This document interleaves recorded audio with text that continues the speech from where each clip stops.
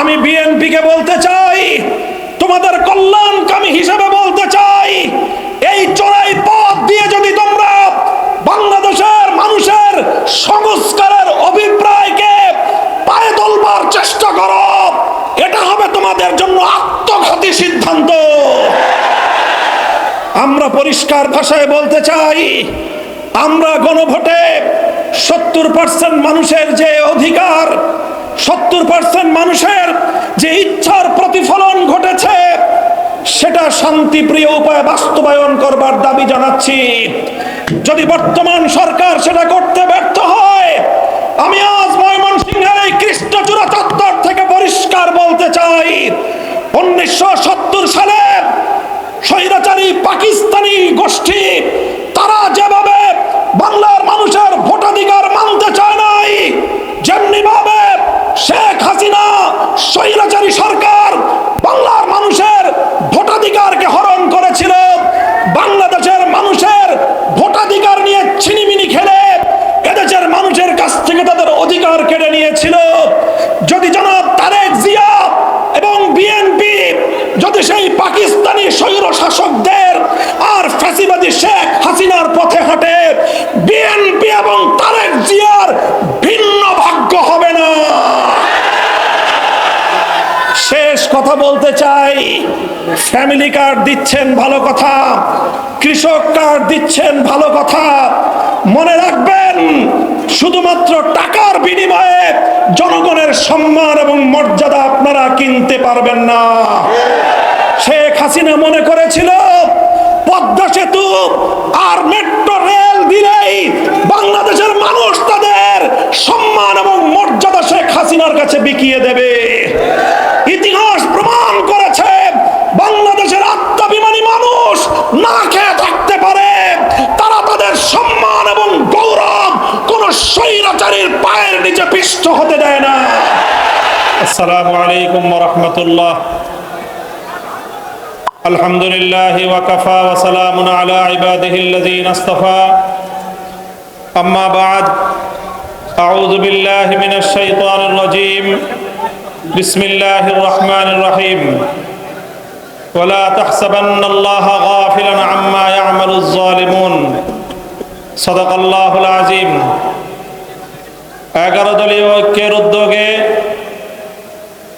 দেশব্যাপী বিভাগীয় সিরিজ প্রোগ্রামের অংশ হিসেবে ময়মনসিংহ বিভাগীয় শহরের কেন্দ্রস্থল রেলওয়ে কৃষ্ণচূড়া চত্বরে আয়োজিত আজকের এই ময়মনসিংহ বিভাগীয় সমাবেশে উপস্থিত সংগ্রামী সভাপতি, উপস্থিত 11 দলের কেন্দ্রীয় নেতৃবৃন্দ, সংগ্রামী আমার ময়মনসিংহ বিভাগের প্রাণপ্রিয় 11 দলের নেতাকর্মী ও সর্বস্তরের ময়মনসিংহবাসী,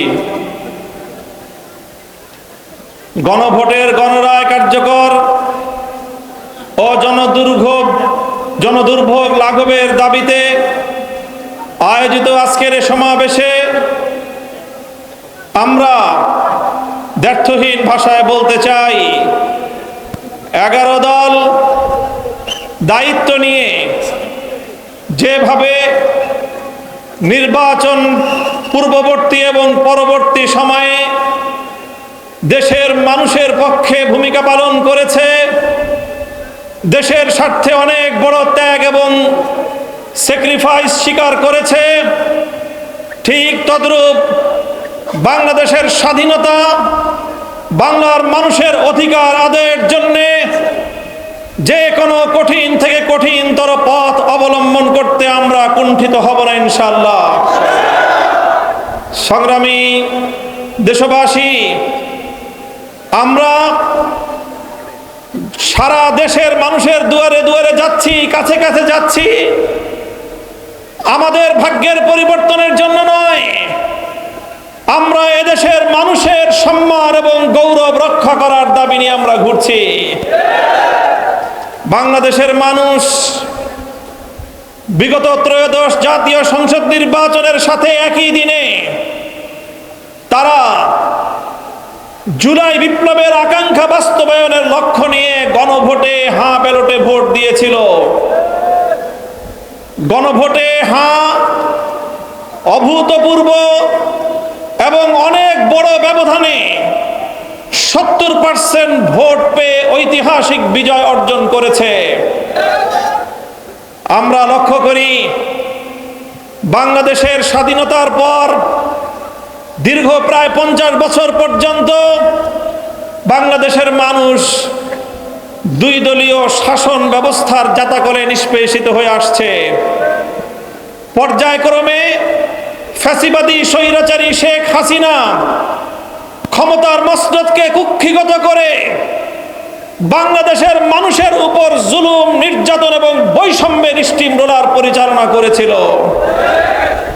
এদেশের মানুষের উপর গুম, খুন, হত্যাকাণ্ড সহ গোটা দেশের মানুষের জীবনে নাভিশ্বাস তুলে ফেলেছিল। বাংলাদেশের মানুষকে বোকারাম সাজিয়ে শেখ হাসিনা গণতন্ত্রকে নতুন ভাবে এদেশের মানুষের সামনে সংজ্ঞায়িত করবার অপচেষ্টা চালিয়েছিল। আপনাদের মনে থাকবার কথা, ফ্যাসিবাদী শেখ হাসিনা বলতো উন্নয়নের গণতন্ত্র, অর্থাৎ দেশের মানুষের মতামতের প্রয়োজন নাই, দেশের মানুষের ভোটাধিকারের প্রয়োজন নাই। তাই 2014 সালে বিনা ভোটের সরকার, 2018 সালে রাতের ভোটের সরকার, 2024 সালে আমি আর ডামি মার্কা নির্বাচন করে গণভোটে জনগণের ভোটাধিকারকে ছিনতাই করে বাংলার মানুষের অধিকারকে সে তার পায়ের নিচে পিষ্ট করেছিল। আর বিএনপি শুধুমাত্র ঈদের চাঁদের অপেক্ষা করেছিল, কবে চাঁদ উঠবে, ঈদ আসবে, তারপরে আন্দোলন হবে।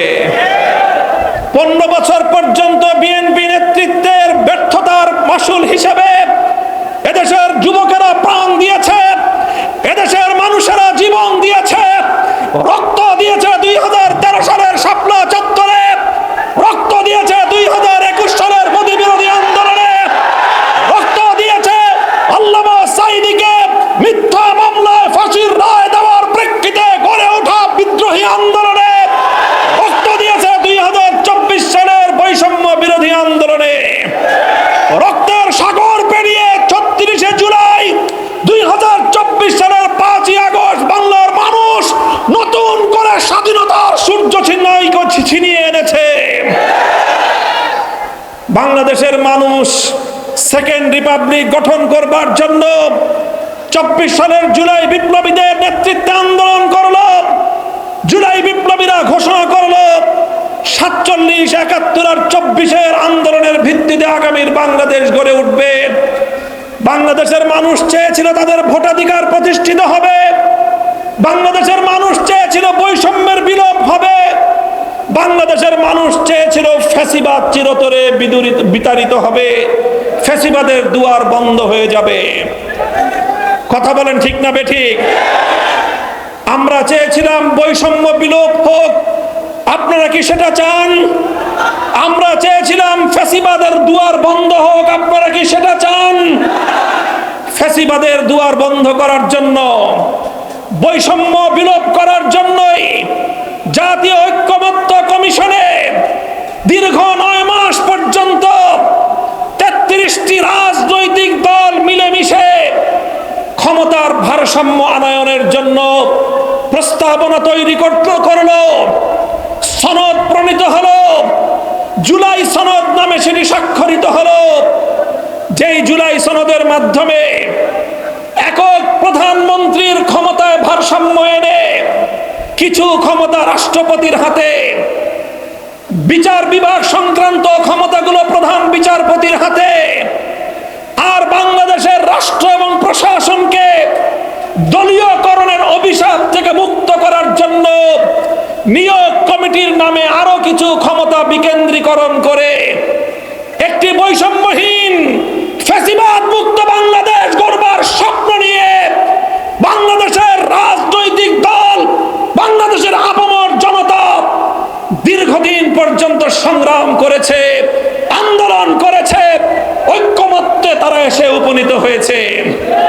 দুর্ভাগ্যজনকভাবে যখন সেই জুলাই সনদ স্বাক্ষরিত হবে এবং ঐক্যমতের ভিত্তিতে আগামীর সুন্দর বাংলাদেশের জন্য নতুন একটি রাজনৈতিক বন্দোবস্ত গড়ে উঠবে সংবিধান সংস্কারের মাধ্যমে। নতুন বাংলাদেশের দিকে বাংলার মানুষ যাত্রা করবে। ঠিক সেই সময় বিএনপি অন্তর্বর্তীকালীন সরকারে খাপটি মেরে বসে থাকা তাদের কিছু চাটুকার আর গোলামের সঙ্গে রাতের অন্ধকারে চুক্তি করে সংসদ ভবনের দক্ষিণ প্লাজায় অন্তহীন প্রতারণার মাধ্যমে জুলাই সনদকে কলঙ্কিত করে দিয়েছে।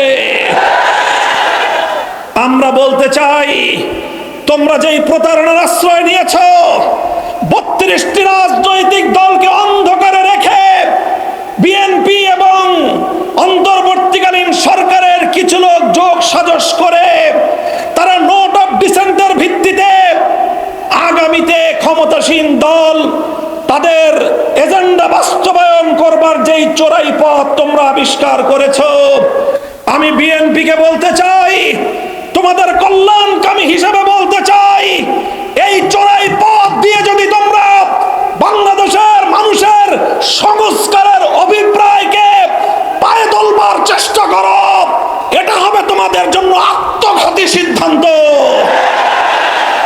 আমরা পরিষ্কার ভাষায় বলতে চাই, আমরা গণভোটে 70% মানুষের যে অধিকার, 70% মানুষের যে ইচ্ছার প্রতিফলন ঘটেছে, সেটা শান্তিপ্রিয় উপায়ে বাস্তবায়ন করবার দাবি জানাচ্ছি।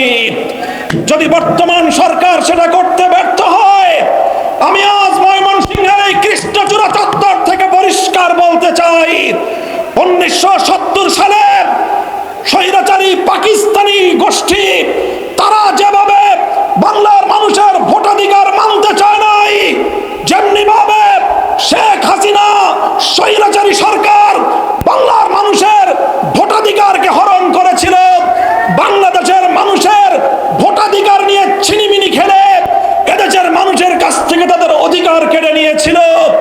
যদি জনাব তারেক জিয়া এবং বিএনপি যদি সেই পাকিস্তানি স্বৈর শাসকদের আর ফ্যাসিবাদী শেখ হাসিনার পথে হাঁটে, বিএনপি এবং তারেক জিয়ার ভিন্ন ভাগ্য হবে না। শেষ কথা বলতে চাই, ফ্যামিলি কার্ড দিচ্ছেন ভালো কথা, কৃষক কার্ড দিচ্ছেন ভালো কথা, মনে রাখবেন শুধুমাত্র টাকার বিনিময়ে জনগণের সম্মান এবং মর্যাদা আপনারা কিনতে পারবেন না। শেখ হাসিনা মনে করেছিল পদ্মা সেতু আর মেট্রো রেল দিলেই বাংলাদেশের মানুষ তাদের সম্মান এবং মর্যাদা শেখ হাসিনার কাছে বিকিয়ে দেবে। ইতিহাস প্রমাণ করেছে বাংলাদেশের আত্মাভিমানী মানুষ না খেয়ে থাকতে পারে, তারা তাদের সম্মান এবং গৌরব কোন স্বৈরাচারীর পায়ের নিচে পিষ্ট হতে দেয় না। যদি বিএনপি তোমরাও সেই বিপজ্জনক পথে হাঁটো, ফ্যামিলি কার্ড আর কৃষক কার্ডের মাধ্যমে যদি 70% মানুষের ভোটাধিকার নিয়ে ছিনিমিনি খেলবার চেষ্টা করো, যে পথে গিয়েছে শেখ হাসিনা সেই পথেই যাবে তারেক জিয়া। ইনশাআল্লাহ সংগ্রামের জন্য প্রস্তুত থাকুন। আমরা মানুষের অধিকার আদায় করেই ঘরে ফিরবো ইনশাআল্লাহ। নাসরুম মিনাল্লাহি ওয়া ফাতহুন করিব ওয়া আখিরু দাওয়ানা আলহামদুলিল্লাহি রাব্বিল আলামিন। আসসালামু আলাইকুম ওয়া রাহমাতুল্লাহ।